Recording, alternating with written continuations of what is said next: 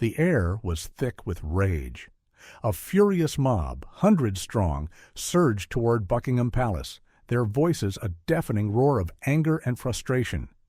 Protesters had gathered for a peaceful demonstration, but something shifted. Violence erupted. Windows shattered. Barriers were torn down. Police retreated, overwhelmed. And there he stood, a lone royal guard, his red tunic stark against the chaos, his bearskin cap towering over the rioters. Unarmed, unmoving, the last line of defense between the furious crowd and the palace gates. The mob descended, and he should have run. But he didn't, and what happened next changed everything. Standing his post was Second Lieutenant James Calloway, a 28-year-old Royal Guard with 6 years of service. Raised in a working-class family, he had always believed in duty, honor, and discipline. To him, the uniform wasn't just fabric. It was a symbol of unwavering courage. That day, a massive demonstration had been planned. People were angry about the government, about injustice, about a million grievances that had built up over the years. But no one had expected it to turn violent so quickly. Police lines crumbled. Officers fell back. Chaos ruled.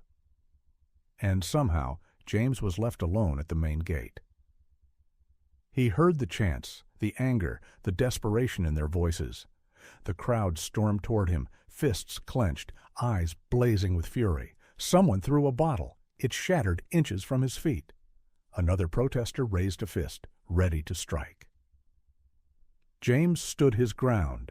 His heart pounded, but he remained still, silent.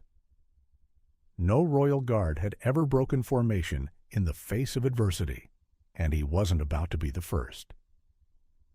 Then something unexpected happened. A young boy, no older than 10, ran into the chaos, screaming for his mother.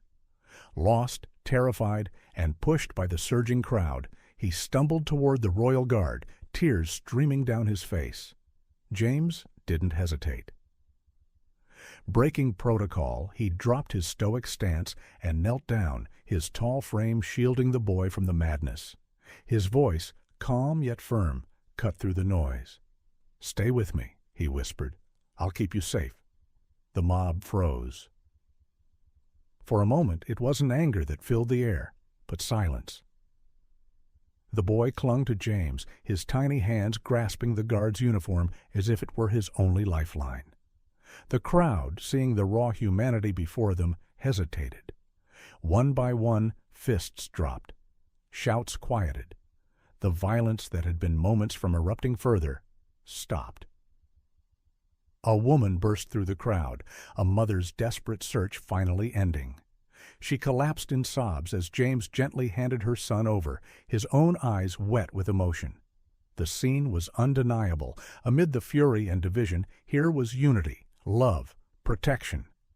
Then, in a stunning twist, an elderly protester stepped forward. He had been shouting the loudest moments ago, but now his voice wavered.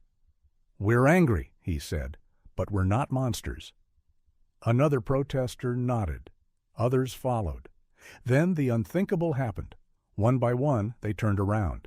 They didn't break into the palace. They didn't destroy the gates. Instead, they walked away, their anger replaced with something else, reflection. And James? He still stood, not as an unyielding force, but as a man who had reminded them all of something more important than their rage, humanity. The moment went viral. News outlets broadcasted the footage worldwide, how one unarmed soldier, through sheer presence and compassion, had turned back an entire riot without a single act of violence.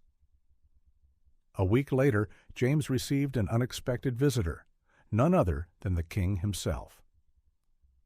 "You did more than defend the gates," the monarch said. "You reminded the world that courage isn't just about standing firm. It's about knowing when to reach out." James was honored with the George Cross for bravery, not for fighting, but for choosing humanity in the face of chaos. Years later, James retired from service, but his story remained legendary. One day, he received a letter. It was from the boy, now grown. "You saved me that day," it read. And because of you, I joined the Royal Guard. I want to stand for something bigger than myself, just like you did." James smiled, eyes filled with pride. In the end, his greatest act of bravery wasn't standing alone against a mob. It was proving that even in the darkest moments, one act of kindness could change the world. And that is how a Royal Guard turned an angry mob into a moment of hope, by simply choosing to protect instead of fight.